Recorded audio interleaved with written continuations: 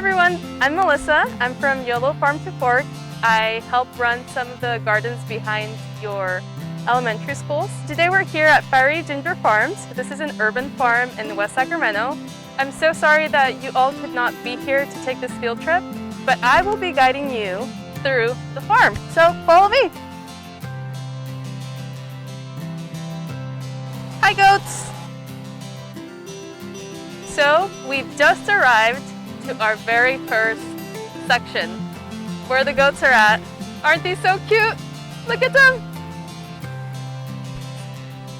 Selfie time.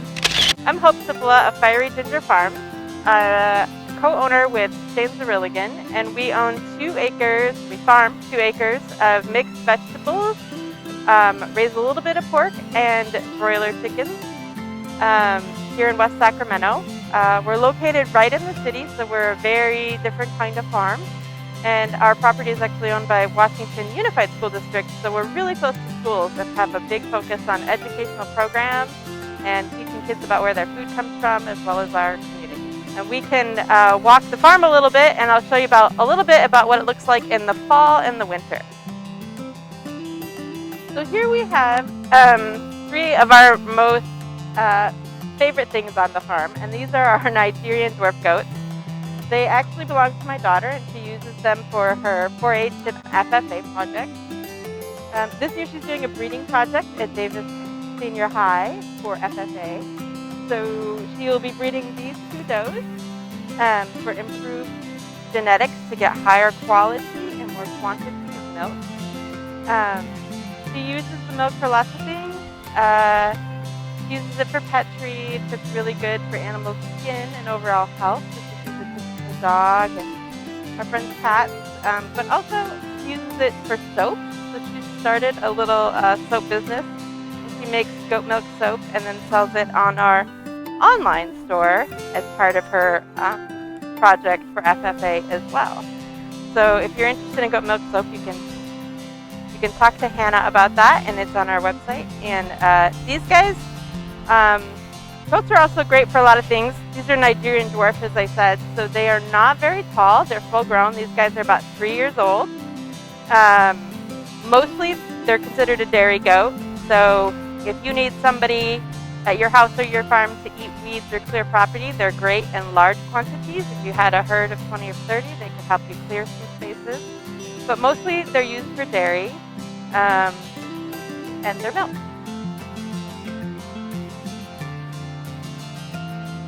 So you've just learned a lot of cool things about goats. I am going to go ahead and feed these goats right here. You go ahead and look at your worksheet and fill out the questions on the goat section.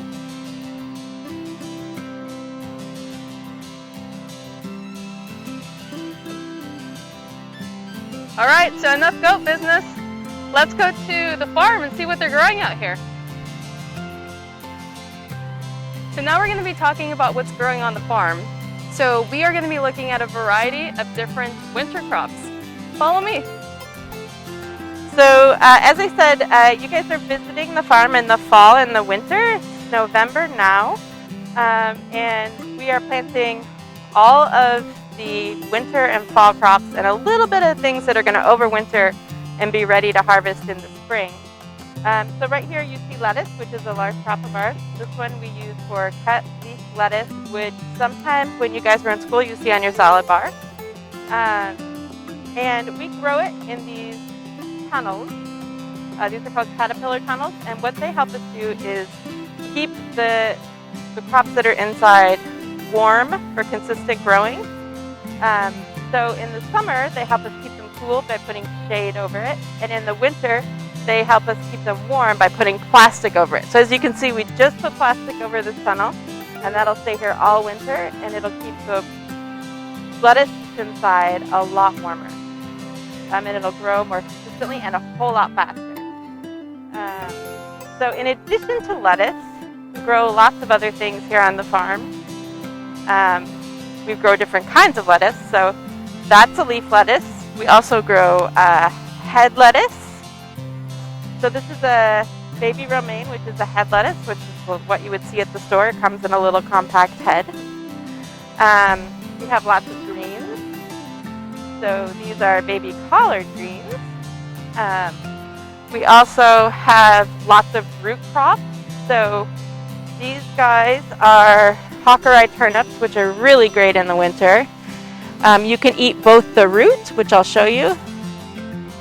So they have this little white root on the bottom. This is baby size, but they're particularly sweet in the winter when they get a little bit of the frost on them. And you can also use the greens in soups or salads or eat them raw. We grow a few peas, snap peas, and little green selling peas. Lots of kale. Some more baby turnips that we just seeded. So everything we grow from seed. The seeds went directly in the ground, and this is what they look like when they're ready to harvest.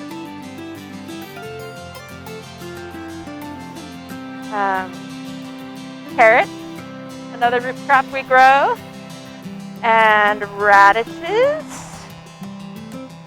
These are not quite ready for harvest, but probably in about a week. Now that we've seen everything about the winter crops, we're gonna go check out where they start in the first place. Let's go check it out.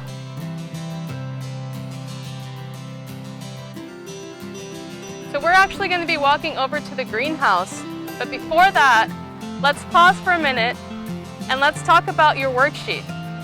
So go to your worksheet to the section where it talks about the crops and fill that out really quick. Okay, welcome back. Now let's go to the greenhouse. Follow me. Okay, so we just arrived at the greenhouse. I'm very, very excited because this is where the magic happens. Let's go see what's going on inside of the greenhouse.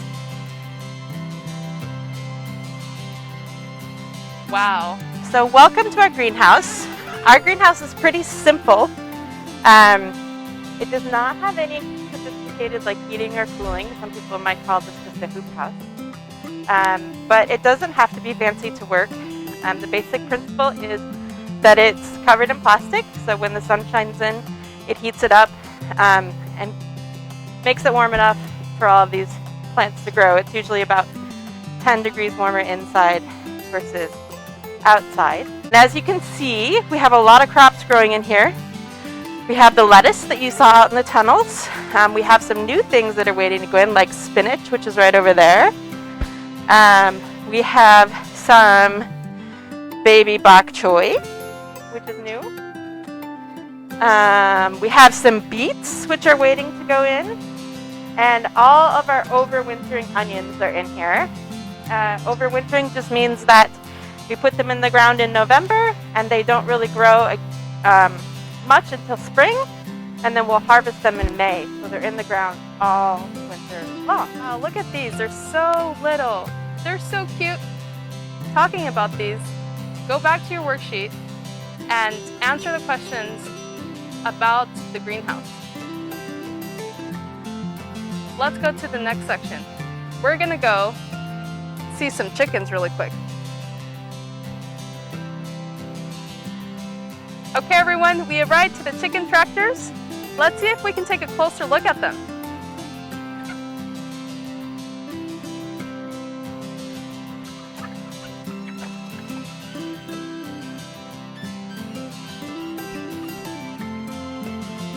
So these are our chickens. We raise them in what are called chicken tractors. The idea of these chicken tractors is that it keeps them safe from predators. They're all enclosed, but it also allows us to move them every day and give them fresh ground on the farm so that they have fresh forage of bugs and grasses. But the other thing about these chickens is while they are a valuable farm enterprise, we do raise them for meat and sell them, they also do a lot of work on our farm. These tractors allow the chickens to move along every day and fertilize a little bit with their poo, and also they dig up the ground, they eat the bugs, good and bad, but we hope that they eat most of the bad bugs, and they work our soil for us. They eat the bugs, good and bad, but we hope that they eat most of the bad bugs, and they work our soil for us, giving us a lot better tilth. So as you can see on the other side of the chickens, they've moved across this whole field this year, several different groups, and we've rototilled in everything they've left behind, so all the weeds they've worked up, and all the fertilizing they've done with their poo, and that is all in the ground. And then we're going to plant a cover crop, a winter cover crop of vetch and peas and oats, which will grow and also fix nitrogen in the soil over the winter. And as it gets tall enough in the spring, right about March, we'll mow it down. We'll let the green matter sit and decay on the soil, and we'll till that in for additional organic matter and food for the next crops that we're going to plant out here. So these chickens are also just a vital part of the biodiversity. They help us control weeds, they help us control bad bugs, they help us control soil fertility, and they help us work the soil a little bit as well. So you've just finished learning everything about the chicken tractors. Go back to your worksheet now and fill out the questions on the chicken section. Now that we're done looking at the chicken, let's head over to the bees. So we've just arrived at the beehive. This is really important because these hardworking bees help pollinate the entire farm.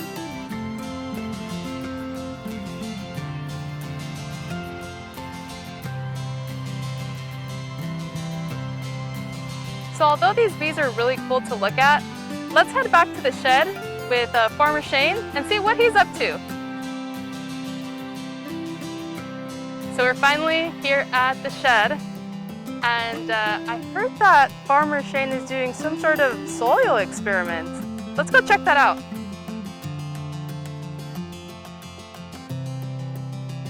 All right, everyone, thank you so much for watching. I hope this is really valuable to you. I'm out here with the entire crew that makes this happen. And thank you so much for watching. See you later. Hurry, Ginger Bear!